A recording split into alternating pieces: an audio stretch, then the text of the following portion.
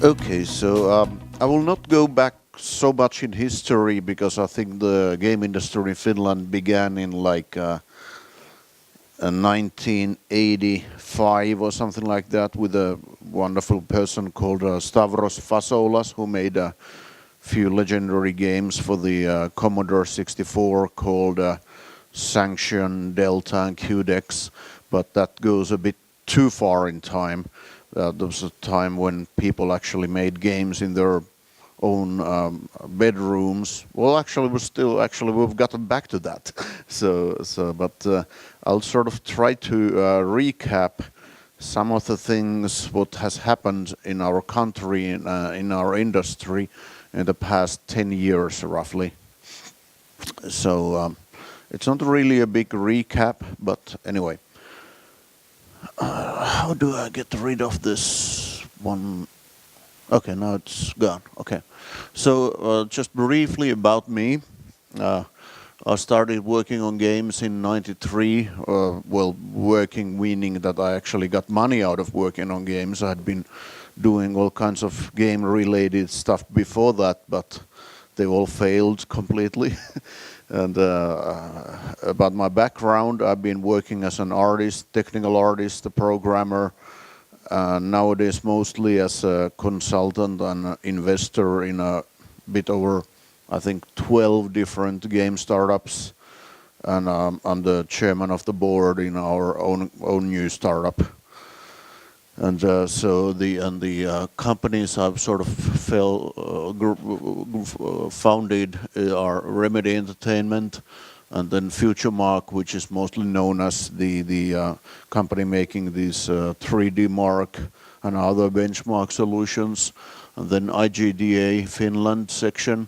I'll get back to that later, and then our current newish company called Combo Breaker. And then I do have a long history in the, if you know anything about what the demo scene is about, I have a history in there with Commodore 64, Amiga and PC since whenever I was a teenager, which is quite a long time ago. Okay, and just a couple of things, just because I don't have any videos or audio, so I could just only show you a few pretty pictures.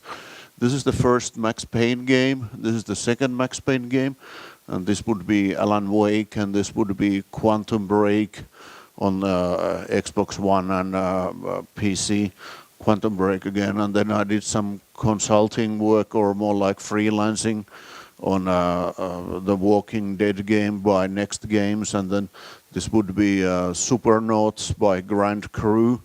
And then this is our current game called Sociable Soccer. So I think that's actually pretty much my history. But like I've somehow been always involved in games which sometimes take forever, like 5 years, or then sometimes games which took less than a year or something like that. So I guess you don't want to talk to me about project scheduling or anything like that, because I pretty much suck at it. And then I ended up doing the character technology for Remedy's latest shipped game called Quantum Break. Okay, and what I'll try to go through in the next 20 minutes is what has happened to Finland. I mean, we're a fairly small country with, by area, we're one of the biggest countries in Europe, but by population, we only have about 5.5 million people there. And how did some of the most successful gaming companies come out of there? It's pretty interesting. So I'll be going through collaboration and IGDA, VC, government and education and demo scene and Nokia. So just a sort of a reminder of some of the most successful Finnish companies. Well, obviously I would presume everyone knows Supercell, who are making a gigantic amount of profit every day, and Rovio for all of their Angry Birds success, because well, I mean, I think Angry Birds was their 51st game or something like that. So they made 50 games before that, before hitting the jackpot. And then Remedy, obviously, and then Housemarque, who are mostly nowadays a PlayStation company, and Red Lynx, which is owned by Ubisoft, and one of the newer companies like Seriously, who are making this wonderful iOS games, and there's a lot more. And okay, collaboration.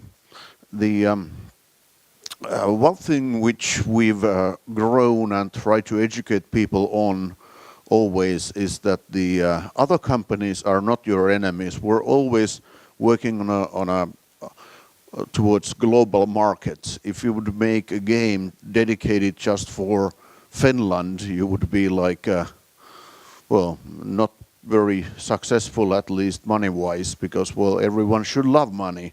But that's why we get into the part of sharing is good. We very openly share information about publishers or distributors or platforms and stuff, but it's not exactly legal. So, but we just like, I mean, you guys need help. We know how to do that. We'll tell you. And so everyone sort of is tapping each other's backs whenever you need to. And well, the sort of last bullet point is that good news travel fast. If someone is successful and good at something, everyone will hear about it very, very soon. And well, bad news travel even faster. And that if someone is having huge financial problems or some other issues, then everyone gets to know about it very quickly. Then one of my favorite points, NDAs. Well, my favorite one is probably the Sicilian NDA, which means that I know where you live. So don't don't do anything stupid. And then the other one is the beer NDA, which means that after 3 beers, all NDAs are out. So you can like whatever very platform explicit information you have. After 3 beers, you can openly discuss about it. It's a bit like, reminds me of like some years ago when I was, we were dealing with Microsoft, and this Peter Molyneux's company called Lionhead in nearby London, they asked that could we come and talk to them about how we render our vegetation in the Alan Wake games, because we were able to render like hundreds of thousands of trees and bushes and grass in only in a couple of draw calls, which costed like just a few milliseconds. And I was like, okay, I'll come over and give you a representation of how we do it.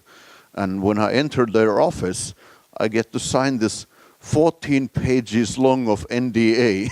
It's like, wait, I'm here to tell you about our proprietary technology, and you want me to sign this 14-page NDA? It's like, what?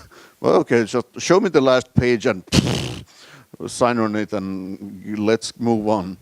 But then again, my actually other favorite NDA is by this.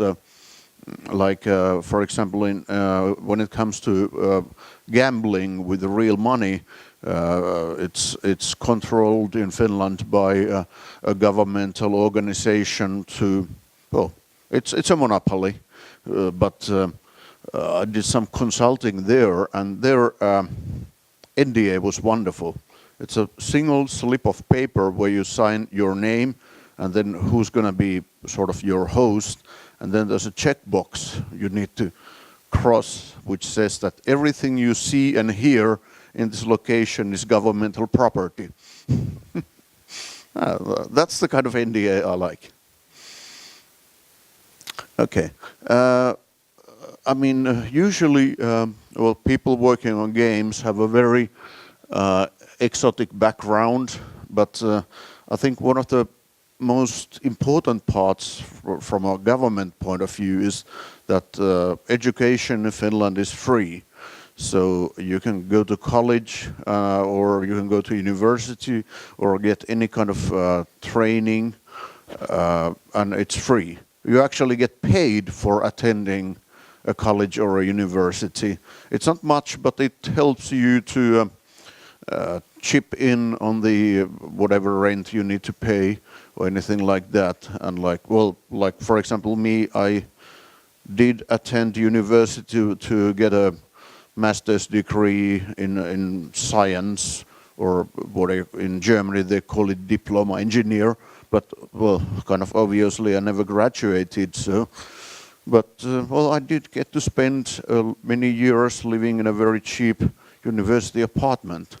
So, but yeah, it does help that you don't need to do the USA style, that you need to, after graduating, you would be in like thousands of, like $100,000 in debt.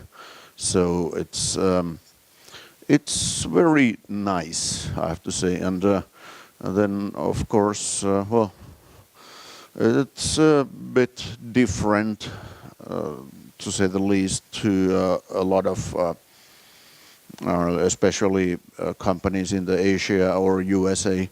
But, well, it does seem to produce some results.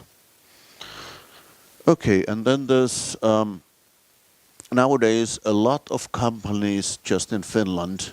If you want to find out more, go to this website called neogames.fi. I think it's governmentally sponsored, but there's only like 3 people running the thing, but they are like the organization gathering all the data from most of the game companies and who's still up and running and so forth. And right now there's over 260 game companies in Finland. That doesn't include the middleware companies or like consultants or anything like that.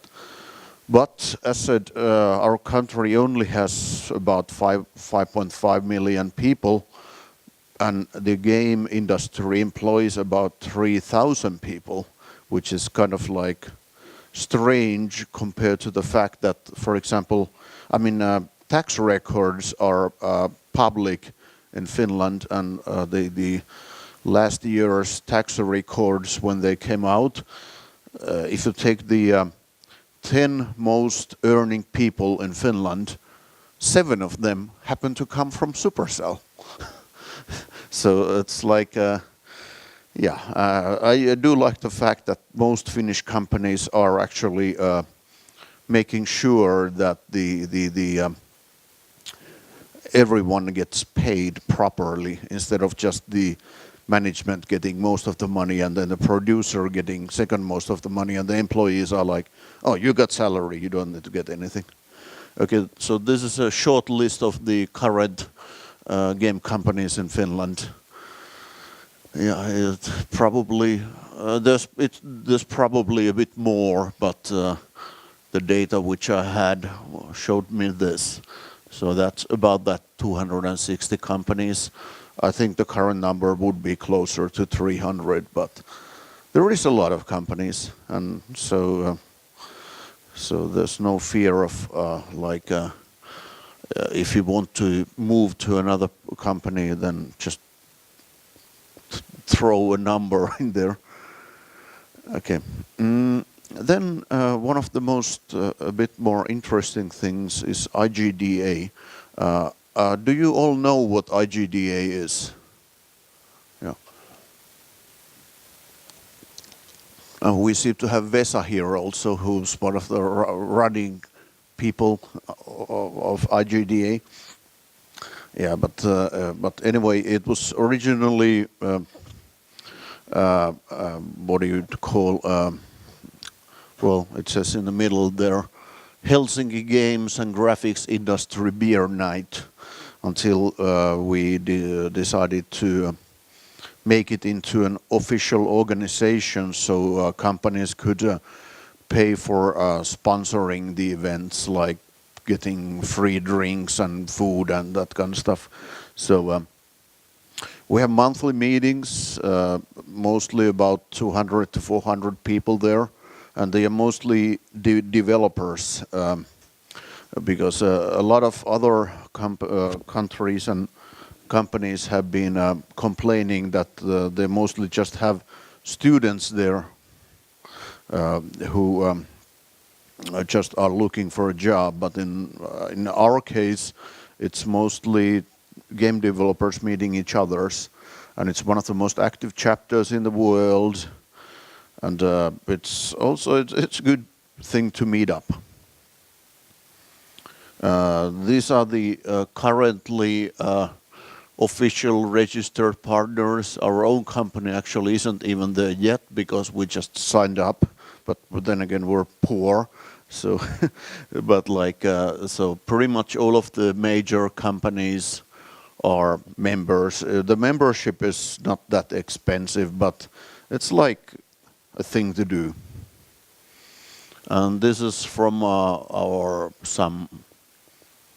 maybe a year ago. From nowadays the gatherings are in a nightclub in downtown Helsinki, because there's been more and more people coming in, so it's been expanding quite a lot. So we just needed always to get more space. And this is one of the older events in a different place, which is much smaller, so people couldn't even see the big screen. But yeah, okay. Seem to be running a bit out of time, but venture capital. It's been interesting to see the shift of nowadays. Venture capital people are actually starting to see the potential that you could get out of a game company, because traditionally, well, I mean, games are still very volatile business. You never know what's going to be successful and what's not going to be successful. But we are finally getting venture capital investments into the game industry. I wish our company had some, but but so there's like a, I guess it helps to have companies like Supercell who are making truckloads of money, that venture capitalists can actually see that it's not just a nerd hobby, but it's actually a real business. But yeah, just I think one thing to point out is that there are evil venture capitalists as well. So do read the investment agreements very, very carefully, and make sure there's a timeout period or something, because otherwise you'll be. It's a bit like marriage; you're stuck for life. Yeah, and we finally have some money coming in from government. We have this organization called TEKES, which it's like technology advancement thing or something like that, and you can get like some small amounts of money from them for free, like maybe some tens of thousands of euros or something like that. And but they also offer like cheap loans without any interest in them. So you can get a loan which you only need to start paying back after 3 years or something. But we don't have anything from EU, like European Union yet, at least that I know of. If you know better, please tell me. But on the bigger scale, it's nothing compared to the tax breaks that, for example, Canada offers, say, Ubisoft Montreal.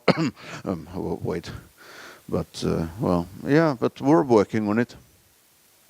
Okay, briefly, the demo scene. It's a digital art form. Everything is done by a fairly small team with a lot of things connecting to each other.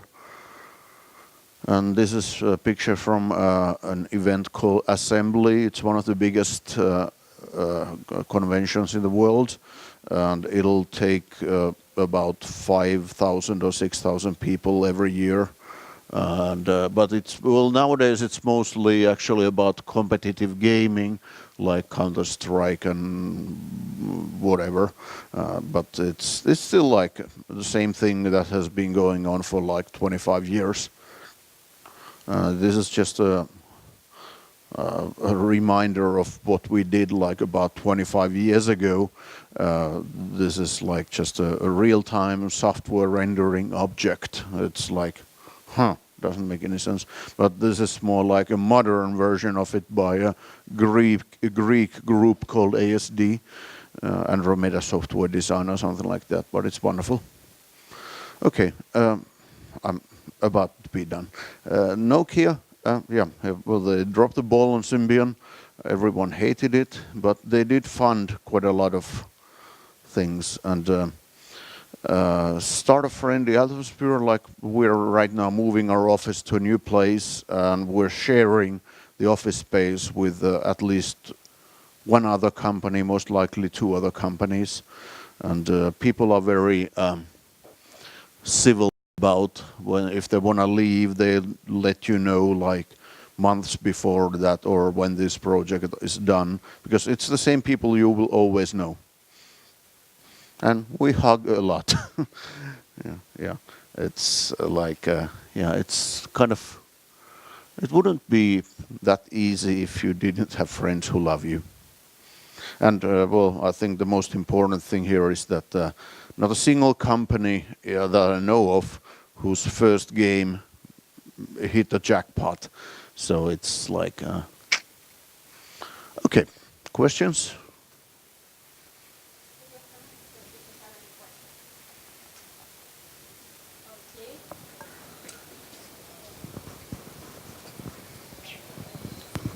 Hello.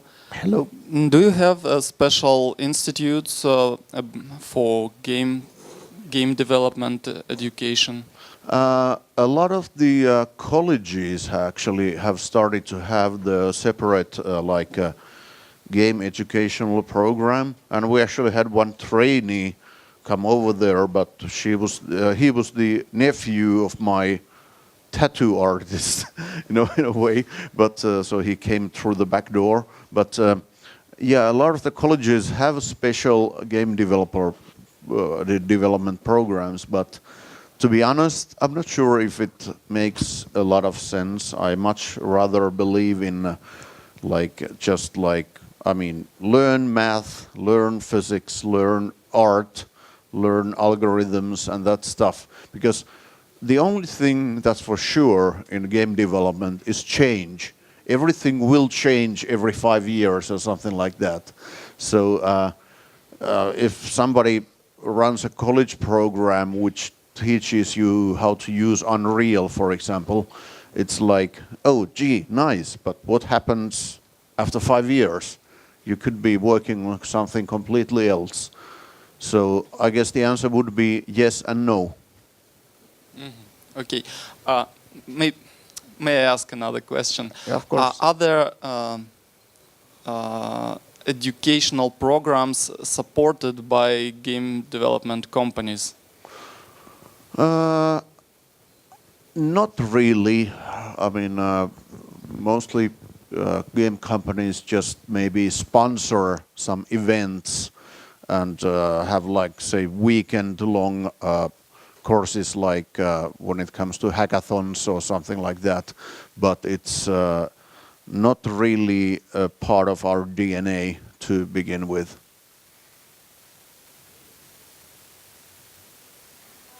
Let's do this last question, and all another question you can discuss with Sami a little bit later. Yeah, I mean, you can always find me somewhere in here and feel free to ask questions. Thank you very much for your report. That was very interesting. And my question would be, what is Finland's attitude to hiring specialists from another countries? Is game development nationalized, or you're free to hire someone else if it's needed? And are there special treatments and kind of tax services, maybe tax discounts for such IT specialists that come from other countries to Finland? I wish we would have tax benefits, but we don't. But for example, in our company, we only have 3 people from Finland, and everyone else is from somewhere else. So it's like you hire the kind of people you need, and no matter where they come from, it's like, I mean, like my work language has always been English. So if I would ever see, for example, Finnish file names or something like that, it would be like, like, no, don't do that, because it becomes a very interesting problem, because you don't want to be translating things from Finnish to English or some other random language. So just use English as your main work language, and life will be much easier. Because as I said, I mean, our art director is French, our